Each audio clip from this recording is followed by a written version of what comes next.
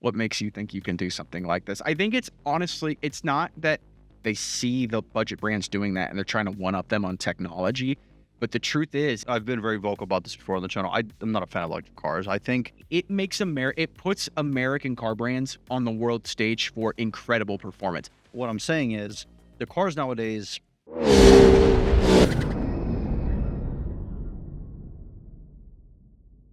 Over the last decade or so, cars have been advancing at an exponential rate, especially when it comes to their technology, their speed, everything like that. Today, we're going to be talking about where we think cars will be going in the future in terms of their technology, drivability, speed, everything like that. I'm Aiden. I'm Ivo. You're watching Xcelerate. So, Ivo, I want to start with you because you're definitely. I know we're going to have differing opinions.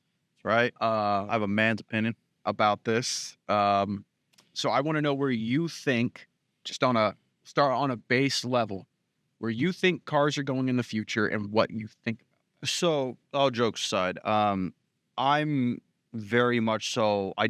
I've been very vocal about this before on the channel. I'm not a fan of electric cars. I think all the stuff they're doing now with these big screens and all that, I just don't like it. I really just don't like it. That's why I'm not a fan of Tesla. Not that your car doesn't drive nice around the. I have no gripes with that. I just don't like that there's a massive screen in the middle of this car. And like there's no cluster, there's none of that. I don't know, man. There's just you drive some older, like, for example, you drive an older Alfa Romeo, like the way they used to design the gauges and everything, it's just I think they got away from all that. And I like buttons. I like physical buttons. Right. I mean, like So for do example, I like physical buttons. well, for example, like the new M4s and M3s, you can't there's no climate control button. Right. I gotta go dig through the iDrive system to do all that. Your Tesla, same thing. I mean, sure, they can make it easy where there's just a button on the screen, just push it and it lets you mess with it. But I like dials. You know what I mean? For like my vent control, I just want to be able to turn a dial or like a button or something. I don't know. I know you like technology. I'm a fan of like mid 2000s technology. Like not like the Mercedes infotainment or the iDrive systems. Those were just like clunky of their time. I'm talking like analog, just there's actual buttons and there's only one button that I could push. I don't need 50 million buttons for stuff. It's just, I don't know. I think on a base level, when it comes to technology in non-electric cars, I think the interior on my M4 was like the best it could have been. The digital gauge cluster that was separated from the center infotainment system, all the buttons were still there and everything like that. Everything was still very much interactive. I think the way it's going is towards that level of put everything in the screen as much as possible. It's a shame. I think to an extent, I get where manufacturers are coming from with that because to them, like with your iPhone, right? Everything's on your iPhone. Sure. They're trying to integrate everything into this system. And now if you've seen it, I think it's on Audi. There's a new version of Apple CarPlay where Apple CarPlay can actually interact with the base level systems in your car and actually control the entire car. So you really never have to leave Apple CarPlay. I think they introduced that first on Audis. I think that's where it is right now. Could be a different manufacturer, but yeah, Apple CarPlay's even doing that now because it's trying to integrate everything into an embedded system in a car where everything can be controlled. And Tesla's done that basically for the last 10 years. It's been like that since the Model S came out in 2012, I believe. The thing is, with the original Model S, it had an instrument cluster. It wasn't just It did. massive screen. Well, and it still does. No. Oh, does It still has an instrument cluster.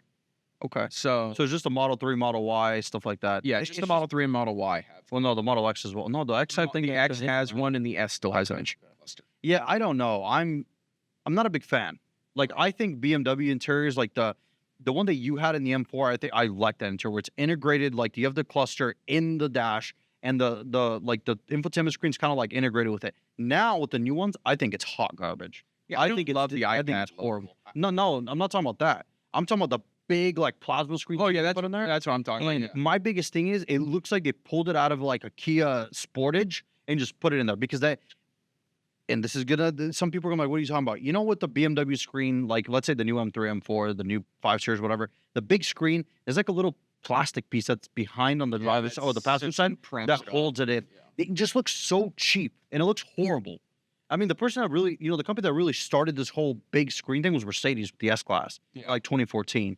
And I mean, it looked all right. You know, it was whatever. I think it looked awkward. I think I it mean, looks much better now with the screen in the center in the S yeah. Class and with the gauge cluster separated like that than it But now it just looks like an iPad that they just like bolted an iPad to the car. yeah, that's It just, true.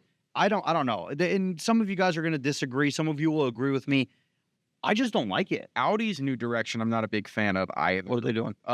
They just so I don't know if you've been in like a golf, the newer golfs. Like Jacobs? That. Yeah, where Yeah. it's like digital gauge cluster and then it's the screen, but it has, Sure. like buttons on the side and everything like Sure, that. sure.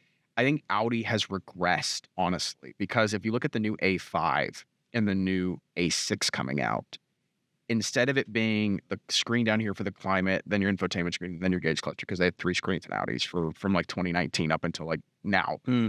It's this, it looks like Audi or the Volkswagen group was just like, yeah, it works in the Golf and Volkswagens. We're going to add shinier plastic and we're going to put it in the Audis. Sure. And I was like, this is like, you're charging $55,000 for an A5. What makes you think you can do something like this? I think it's honestly, it's not that the budget manufacturers, Kia, Hyundai, everything like that. I mean, they can be expensive, but for the most part, they're cost affordable. I think the larger brands they see the budget brands doing that and they're trying to one up them on technology. But the truth is you don't necessarily buy the luxury brand for the look of the tech and everything like that. It's more for the quality and everything like that. But if you're just going to pull from your lower end brands like Volkswagen is doing with Audi, you're just going to pull it from Volkswagen and stick it in an Audi and give it some newer plastic, then it's not. It's a quality issue now where I feel like I'm just driving a glorified Volkswagen, which was already an issue. With something like the A3, which is it just feels like a freaking Jetta. It's a more expensive Golf or Jetta, yeah. Yeah, but that's the problem is it shouldn't feel like that when I'm driving. Now, I get the A3 is not very expensive, and it's kind of a bad example, but okay, the Passat and the A4, perfect example. Feels like Passat's a nice car, and the though. Passat's a nice car, Yeah. but it's just that same feeling where it's like this trend of our lower end luxury cars work. Now, it's a little different for BMW and Mercedes, but for Audi specifically, it's our lower end cars work. So we're going to pull from our lower end cars what's good and stick it in there with minimal changes. Even though, especially with Audi, for the last like 10 years, it has felt like you're driving a Volkswagen product. It doesn't feel like you're driving an Audi product. Sure. It's the same thing with like Lexus and Toyota, where it's like in a Lexus, you feel like you're driving. It's very much Toyota-esque with a Lexus skin on it. So I predicted this whole stuff. I'm not even gonna lie, like 5 years ago. And I remember saying, I don't forgot what I was talking to, but my thing is BMW and Mercedes, I think they've gone away from luxury to who can put more technology in a car. Oh, absolutely. Like, and that's garbage. And I think Like that is they're still horrible. focusing on performance, which is a good thing. Yeah, but I'm But- talking about like luxury. Okay, let's just compare. Let's take a 2018 I don't know, Mercedes E-Class base. Yeah.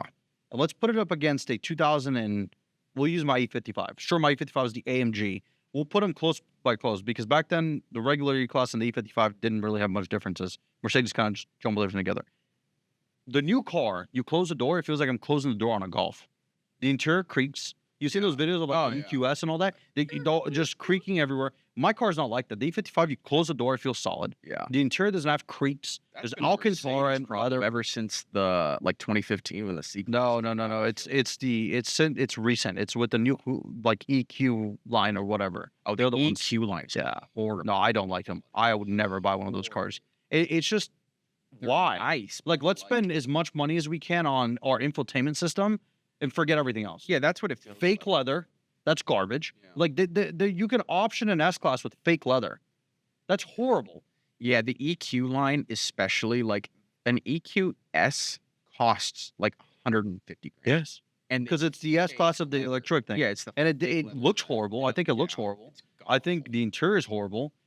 Performance, I mean, I've only ever driven one once, and I didn't even get to get on it because it was a Mercedes. Like, I went to an event for Mercedes, and they let me drive one. It was all right. I mean, it was quiet and it was whatever, but I don't know. It's just, if you put, like, let's say a 2017 or a 2015 or 20, whatever, S-Class coupe, S550 coupe, next to my CL, like, it's night and day. Like, the materials inside my CL are, like, it's crazy. I mean, the doors are solid. You close the doors, it feels like you're closing, like, you know, Bankful. And even my CL's cheap compared to, like, the 90s S-Classes. Like, a 90s S-Class literally is just, it's bulletproof. like the door, it's heavy. The interior is nice. You never see a car with those from that era, like pre-2000s, with a destroyed interior, And it's unless you physically do it. It's funny you use Mercedes as an example because one, to comment on how the EQ line looks, I think the EQ line makes Teslas look because I think EQs are just that ugly. But it's funny that you mentioned that because I feel like when it comes to like, and I'm going to use a great example here. You said from the older Mercedes feel higher quality and better. I think it's the opposite when it comes to quality for BMW is because, and we'll get off the German cars here in a second, but we're just using this example. Look at the F82 M4 and the G82 M4. The G82 M4 feels like a completely different car. Sure. Luxury level. There's more leather now. The leather is nicer. The materials are nicer. They wear out less fast. The technology's way better. I think to an extent the brands have started to realize that people don't want crap, but I think it's like that small gap between the F and the G generation, especially with BMWs, really showed that they've tried to make it better. But now with the new 5 Series, especially the i5, which we drove, we have a video on it. Well, I drove a 5 Series too. Right, you drove one. Fake leather. I mean, it feels okay, but the car is right. It feels nice, but it doesn't feel like the old 5 Series. The best way I can describe it is I rented a 5 Series. It was a 2024 530. I had to because my flight weird stuff, so I had to come back from LA to Vegas, and they gave me a brand new 5 Series. The thing had like 2,000 miles on it. It literally looks like an Accord. Like it looks like the new Accord, and the interior is just like, what are they doing? Like there's just a massive hump in the center where the control is for like the shifter and all that. You know, that new little shifter. Yeah, it's a new. Yeah. And like the iDrive selector thing, and that's it. And it literally just looks like a hump that they took out of like a Jeep or something, and they just put it in there. And I'm like, what is going on? Like you look at a BMW from the 90s, 2000s. Like I think BMW or Mercedes will never ever get to that level that they were in the 90s ever again. Now, it's funny because the German cars clearly, like we both think they've regressed to a certain point. I think it's the opposite for American brands. I think American brands they're doing really picked up. Like look at Chevy. Yeah. Like the new Tahoe, Escalade, all that. The entire platform is awesome now. Oh, super high quality, super nice.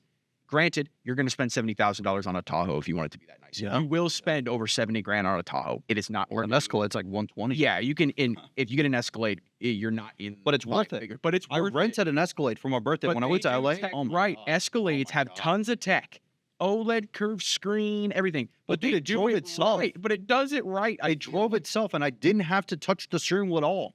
Like the Escalade never made me touch the steering wheel. But it's still you could still have a big old V8 on his own. It had a 6.2 V8, or you could get a 3-liter Duramax diesel, or you could get a supercharged V8. Yeah. And the Escalade V, which is just stupid. Or look at the new Mustang. Look at the new Mustang, which does have those iPad screens, but it's a lot nicer than it used to be. But it's still got a V8 under the hood. Well, the Mustang is a perfect example because to go back to what you and I were saying, like I said, I don't think Mercedes or BMW will ever go back to where they were in the 90s. High build quality, great driving cars, built to last. Nowadays, it's just like, well, how long can I lease this S-Class for? Right. Before it takes a crap on me. Right. Then you have Chevy, where in the 90s, God help you, because the interior other than the 5.7, which was I'm not talking about the motor, or was it the 5? Well, even the 5.7, the LT1s had issues with it's called the OmniSpark, where the water pump would leak on the ignition system and the car would die. Nonetheless, we're not talking about the motors. I'm talking about the car build. Oh yeah, the build itself. It was like a C4 Corvette from the 90s is garbage. Like it is garbage. It was horrid until you got to the C7 generation. The C7 was like garbage. You get into a C6, right? A great driving car. You have like, let's say a Z06, fast car, sounds great, looks great. The interior just feels like it's from a on Cobalt. The exterior, you can push the body panel. Well, it's fiberglass. Yeah, it's fiberglass body. Well, with the C6, it feels like the interior is pulled out of a Cobalt because the steering wheel is quite literally pulled out of a Cobalt. Yeah. And you're paying 80 grand for a Z06. But now, look at the C8 now. The C7. Well, let's say the C7. You hop into a 2017 Z06 C7. Feels like you're driving a European car. Yeah, like the interior is so nice, and it doesn't look nice in the photos, but if you get in one. It's incredible. In the C8 build quality? And the C8 is insanely. Oh my God. The C8 was like Chevy, like they had made the concept for a mid-engine Corvette a decade ago. It was originally supposed to come out in 1991. Like, it was a long time ago the concept for the mid-engine Corvette was around. This is Chevy It's had not been new. planning this. Yeah.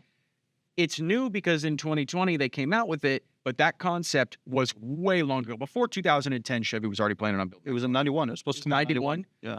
The C8 now is night and day. It makes it puts American car brands on the world stage for incredible performance. The new ZR1 Oh, my is God. absolutely Dude, 1,070 horsepower? It's like 850 pound-feet of torque No, I think it's more than that. for torque. Yeah. It's It's something a twin turbo V8, dude. That's mid-engine. flat It's plane crank. crazy. Like, that is a Flat-plane crazy car. Like, that's nuts. This is gonna be faster than McLarens, than Ferraris, than Lamborghinis. Like, this is crazy. Now it's going to be just as expensive. Oh, for sure. Because it's a ZR1, and these things are going to be expensive because they are like track-built, purpose-built cars. Yeah. But the Z06 even, which sounds, I think, better because it's not twin turbocharged, but the Z06, which is not going to be as rare and it's not going to be as expensive Ferraris and Lamborghinis and McLarens, is incredible. Yeah, it It's an sounds really good. incredible Looks car, really and good. it's ridiculously fast, and the build quality of it is really, really, really good. And you can, like, at one point, those cars will be less than 100 grand. Yeah. And for You can find them now with high miles. for the performance that you get for that, Yeah. it's insane. And like I said, with the Tahoe, even Ford, with the new Oh cars my that they're God. doing, I Dude, don't think are as bad If you take a 2024 S650 GT Mustang, right now we go outside and just hop in one. compared to a 3-valve. Compared to a 2001 Mustang GT or a Cobra at that, Yeah, you could buy the most expensive Mustang. it's going to feel like Garbage. crap. The interior is just crap. Compared to the Plastic new ones. The everywhere. new ones are fine on quality and build Yeah. quality. They look fine. They drive fine. I mean, of course, they have that numbness of the steering wheel. But that's a Well, for driving sure. thing. But I'm talking about like build quality. Like build quality though, it's way just, better. It's just back in the the 90s, 2000s, American car brands were just what? And I feel been the same about the South Koreans and Japanese. Oh, I feel my like they've God. gotten. Yeah. I don't think the build quality has changed. I think those have always been well-built cars, minus Nissan. But I think they've gotten better. I think the materials they're using are better. I think the build That's quality why is what insane. you said with it's okay for those eco or cheaper brands like Kia, Hyundai, and them to do this. I agree. Kia and Hyundai should keep pushing Oh, technology. but they're doing well. because they're doing very well. Because those cars, you don't buy that car expecting it to be a $120,000 S class. That Well, look at leather everywhere Genesis and all those- now, which is the Oh, of yeah, luxury yeah. brand. Hyundai, Genesis are awesome Yeah. luxury cars. well, the thing with Kia is, the infotainment system is really nice. It's has great technology, and it's like okay, and you pay 35 grand for this car, Right. and it's a great car, dude. They have 10-year warranty, Yeah, 10 year 100,000-mile warranty. on the That's powertrain. nuts. Yeah. Like BMW said it was never I going to do think that it's 5 years, 60 for bumper to bumper, and then it's Mhm. 10-year 100 for Yep. the powertrain. for the powertrain. And that's not only on Kia, that's on Hyundai and Genesis as Yep, well. It's yep, across the Yep. Well, they're entire- one. I think they own each other. yeah, they all own each other. It's Yeah. the same group. Yeah. But it's spread across the entire thing, Yeah. which is insanely good that they would turn around and they're that confident in their products that they're Well, not going to break. One more argument I can make against technology, and I'm not arguing against all technology. I'm just saying I don't like how all the big screens and all that stuff. One argument I can make is all these automakers that pushed EVs 3 years ago, 2 years Yeah, look at Ford. Ford with the Lightning and the Mach-E, like those are hot garbage cars, Oh, yeah. right? Like I wouldn't buy one. I wouldn't. And I have a Tesla. Guess who didn't? Guess who didn't go all crazy into that all that stuff? The Japanese brands. Toyota. Toyota did. And Toyota's killing it with hybrids. They- Why? they Because have didn't go crazy. They EVs, do. but they they're didn't not push EVs. all in on EVs. Mhm. They were bigger on hybrids. They and so was reinvested more into Honda. a hybrid system. So is Yep. Honda. The Yep. Japanese brands saw hybrids as the answer and hydrogen, which we'll get into in a second because I think that's a big part of the future. Yeah. But Toyota put a lot of focus on hybrid technology. It's paid off really well. Yeah. And Well, it's because they've been doing it for years. I They've mean, been let doing me it look for at it. so Like we'll use Matthias's Prius as an example. yeah, He bought it with like I think he said 70,000 miles, something like that, and now it's at like 100 and something. He's put 100,000 miles on it. Never had. I think he said he's never had a problem with it. no, it wouldn't surprise me that he's And I mean, if the battery goes bad, the kit on eBay is like $800, and you could do it yourself. Mhm. Like you just disconnect everything. You pull the batteries out of the back of the car. You swap the cells, which are like these little rectangular like cube things. I mean, realistically, well, the Japanese you probably have a shop do it, but the Japanese design philosophy is we're going to build this car that way it can withstand anything. anything that can go wrong, we're going to. Well, that's what the Germans used to be in the 80s. Well, the Germans' philosophy now is if you don't drive the car the way we want the car to be driven or maintained, you're breaking the rules and the car is going to break. Versus the Japanese are the opposite. It's we're going to design this car that way, no matter what happens to it, it's going to work like it should every time. Yeah. And it's paid off for the Japanese brands, especially Toyota, which is one of the largest brands in the world now. I mean, they have less brands under their umbrella than, say, Volkswagen does, Yeah. but they sell more cars. Absolutely sell more cars because they're just that good. And I think it's funny because, you know, touching on hydrogen, which Toyota has in the United States started with like the Toyota Mirai. And, you know, that car didn't sell for anything. I mean, not money wise, but it didn't sell. It barely sold any There was a units. reason it didn't sell. Because how do you fuel a car with hydrogen? Because the only place you could really fuel it was stuff in California. That car was only sold in California. Do you know what they did to make? Okay, so hydrogen is pretty expensive per, I think, cubic liter that it fills. Hydrogen gets expensive. Toyota was giving away thousands of dollars in hydrogen credits if you bought the car. You wouldn't have to pay for fuel. They were just giving hydrogen credits. It was like thousands of dollars, not hundreds, not a $50 gas card. Thousands of free hydrogen credits. Toyota was paying people to own the car. It's crazy. I mean, there's so many brands. Toyota's not the only ones that done hydrogen stuff. BMW used to try to do hydrogen Well, stuff. they're still trying. So Back in the day, the biggest example I could talk about is the E38 7 Series. They took an E38 750, which is a V12, 5.7, I think, or whatever. V12 naturally aspirated that had a hydrogen technology aspect of it, and they never built it. So the funny thing is they're doing it now. So BMW and Toyota are friends now. They're best pals. Supra, the B58 and everything. BMW Z4? The Z4, you know, Toyota and BMW have worked very closely together in the last 5-6 years. Very closely together. On top of that, they've worked very closely together on their hydrogen technology because it started with Toyota. BMW is trying to find a way, and they're doing it with this new X5 variant that they're trying to do. And it has to do with we're not going to pull the entire powertrain out and completely convert it to a hydrogen fuel cell. We're going to take the gas powertrain, modify the gas powertrain to accept hydrogen as a fuel source because hydrogen is very combustible. Under pressure, hydrogen is super combustible. I mean, you light a match, it's going to light on fire. You'll kill yourself. But it's combustible. So BMW is modifying their current powertrains. There's still cylinders, there's still noise, there's still everything, right? You still get the same experience, but it's powered by hydrogen. And I am so excited because I'm all about the green initiative, save the earth. You know, gas engines aren't the end all be all. I think there's a way to properly configure cars so they're not dangerous for the environment. I think hydrogen could be the end all be all for the issue with, you know, pollution and pollutants and carbon dioxide emissions from cars. And I think that's the way I think the industry needs to go that way. Do I think there's going to be a mass adoption of this hydrogen technology that BMW and Toyota are working on?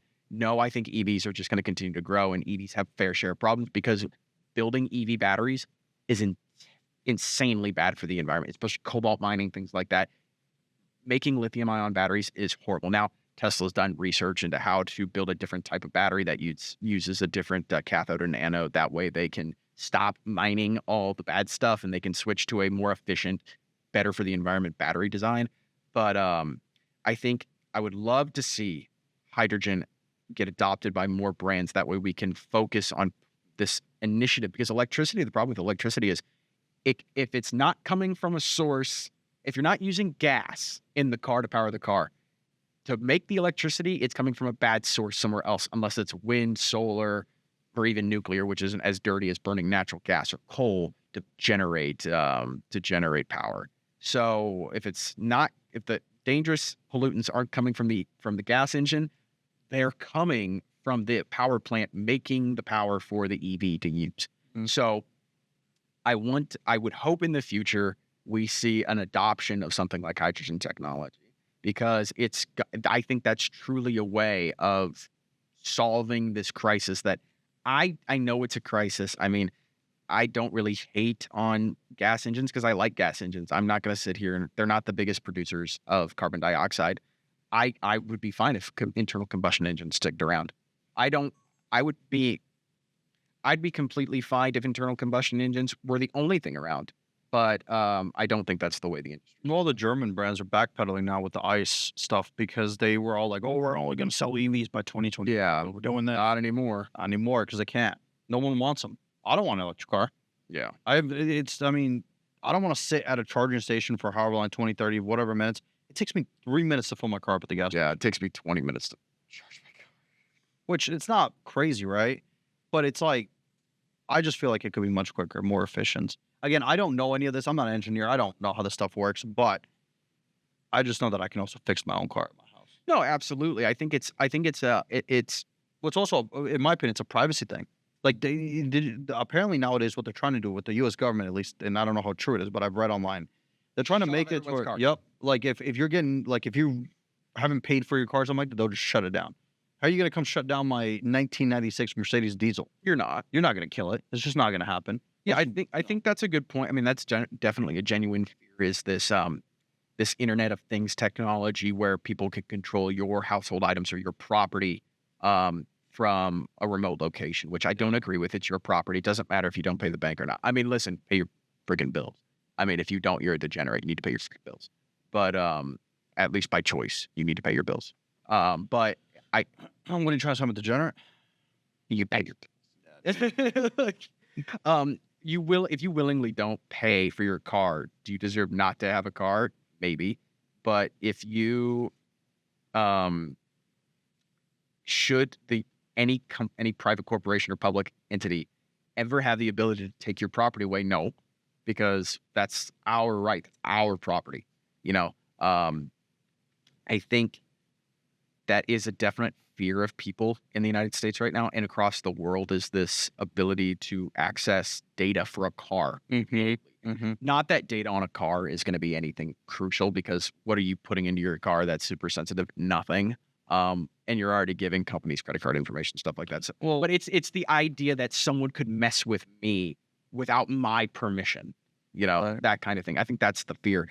I don't necessarily think that EVs are going to be the end all be all for cars. I think there's going to be a very healthy blend. I think if you look at it, think about it like when automatic transmissions have been out for almost as long as manual transmissions been around. They've been around for just as long. Automatics have been here for a while, but it's kind of like manual enthusiasts don't sit here and say, well, I just don't like where automatic transmissions are going. Manual enthusiasts, at least ones that, have a brain, can admit that an automatic transmission is better for performance, it's better for track, it's better for a lot of things.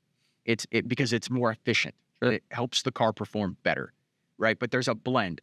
Automatic, manual, CVT, God forbid, things like that. F1 there's a blend of transmission types, but no one's sitting here. And even hybridized transmissions, which no one has a problem with, there's a blend of them. We're going to end up with a blend of powertrain options. It's going to be EV, hydrogen, and ICE. It's just going to be that. I think that's the direction because you're never going to remove an internal combustion engine from the road. And people will flip out. Watch. I bet people will have a field day when the day comes when an ICE is not for sale anymore. I don't think it'll ever happen, especially with gas companies not going to stop selling the gas. Yeah. You'll ruin the economy if you stop selling ICE. And then I think EV, which is a fine powertrain. I've had them all, other than, I've had EV, I've had ICE. They're both fine. Never had hybrid though. Never had a hybrid. I think I would if just depending, I would have a new 911 GTS. Would you have a P1? Yes. LaFerrari? Yep. Or 91A? Sure would. Those are all hybrids. Great cars. Yeah, they're great cars. Listen, for racing purposes, technology is great because it's advancing things. I mean, the cars are so much faster. Like a new GT3 RS. Yeah, I mean, it's so much faster than it was 20 years ago, right? Like a new GT3 RS versus a 996 GT3 RS, night and day differences. But what I'm saying is the cars nowadays, they do everything for you. Yeah. To make sure you don't crash, to make sure you do that. I mean, I think go it's a drive. safety. Well, no, for sure, but I'm saying, like, it eliminates the aspect of you needing to hone your skills as a Yeah. driver. Like, best example, we gotta close this out, but, like, an '04 or 5 Courage GT. I mean, that's a raw car. Yeah. No ABS, no Nothing like traction, that. That none of is the last true analog. That car's a killer. It's, like, quite literally a widowmaker, but you guys let us know down below, or, we kind of agree on some things. There's some things we don't agree on, but where are you guys at? You know what I mean? Right. Where are you guys at with this whole thing? I mean, do you guys support only EVs, only ICE engines? Where are you at? Let us know. Right. Love to read the comments. Just keep an open mind. That's Yeah. important to say. This isn't supposed to be a hateful thing. Just Keep an let us open know what you mind. think. So thank you all for watching.